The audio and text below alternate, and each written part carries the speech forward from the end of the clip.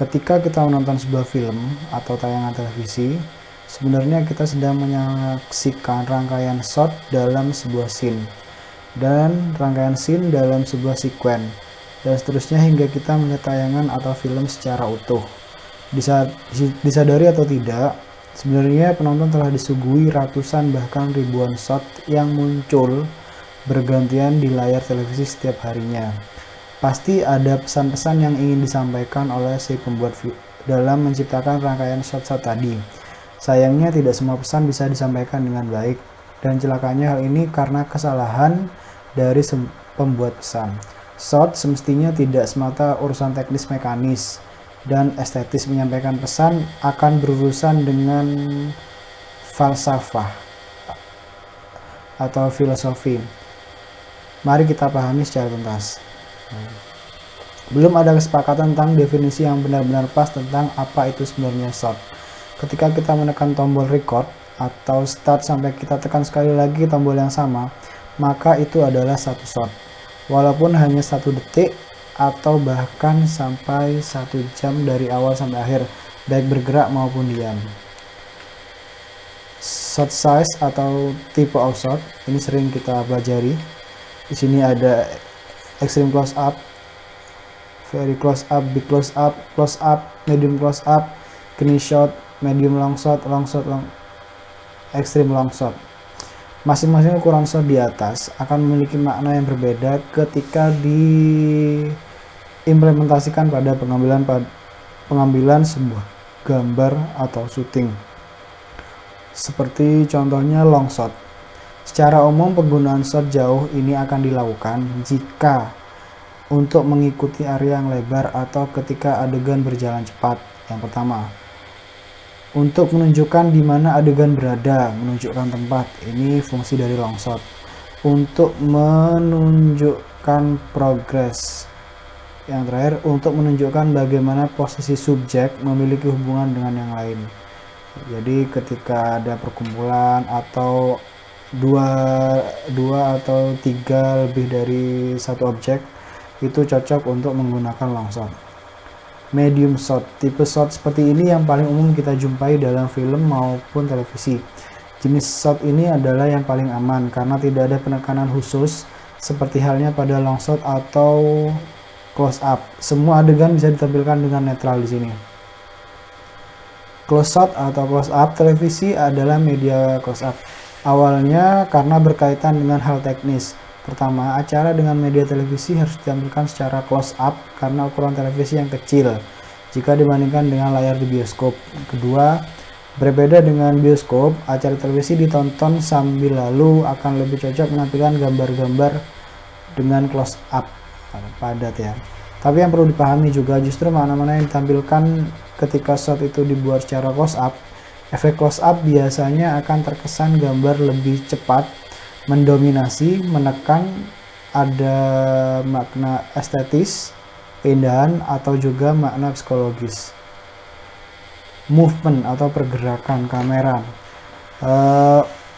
Dalam menciptakan kamera movement untuk menghasilkan perubahan visual ketika mencoba membuat invisible moment.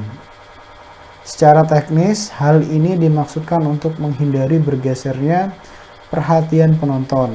Caranya adalah dengan melakukan pergerakan kamera yang mengikuti pergerakan subjek. Tapi yang harus diperhatikan tentu saja adalah tujuan atau motivasi dari pergerakan kamera itu. Secara umum, Peter Ward dalam Digital Video Game Work, motivasi itu antara lain untuk menambah interest visual. Jadi pergerakan kamera yang pertama adalah untuk menambah visual yang menarik, karena kalau kita merekam posisinya hanya diam itu kurang menarik, kesannya kurang menarik ya. Mengkreasikan kegembiraan. Yang kedua, meningkatkan ketegangan. Kebayang kalau kita merekam video tegang, kameranya hanya diam saja, pasti butuh pergerakan yang mengarah ke objek atau menjauhi objek. Memberikan interest pada subjek baru, memberikan ketertarikan pada subjek baru, memberikan perubahan angle atau sudut pandang. Itu tadi motivasi dari kamera movement atau pergerakan kamera. Secara khusus ada dua kaidah dalam mengontrol kamera movement, yakni menyesuaikan gerakan dengan aksi subjek sehingga gerakan kamera akan distimulasi oleh aksi, dan yang kedua adanya kebutuhan untuk menjaga komposisi yang baik selama pergerakan.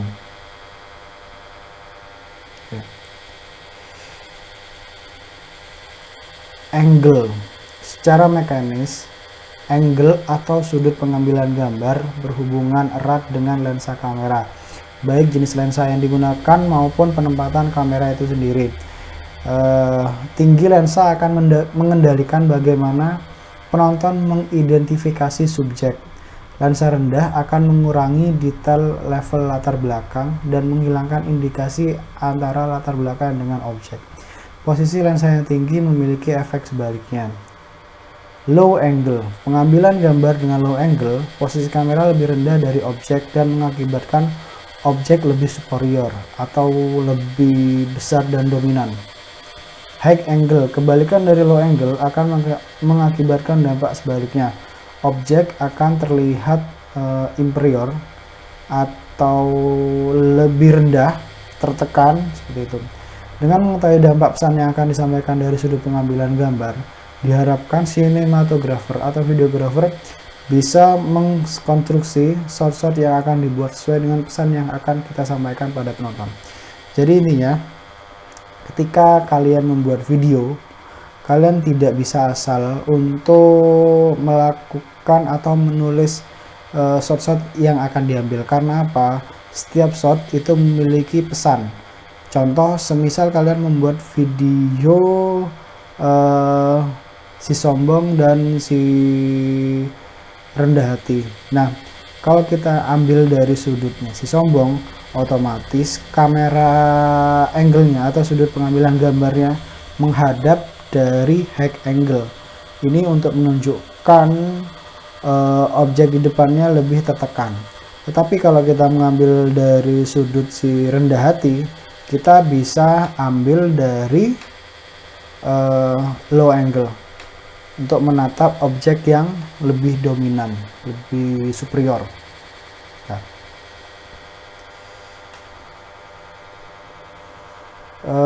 misal di sini ada satu contoh lagi ya. Adegan demonstrasi mahasiswa. Rangkaian pertama long shot pada demonstran. Jadi mengambil semua keseluruhan demonstran.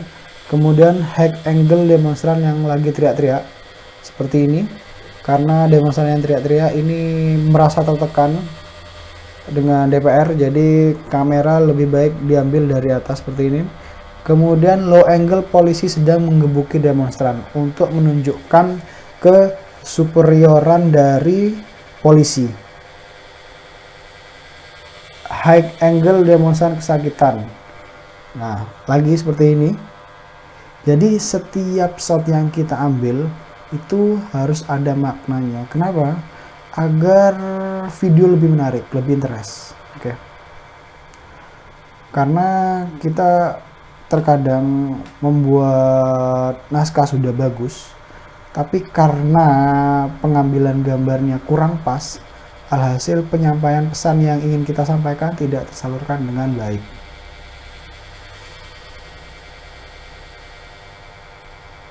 Oke, ini yang terakhir.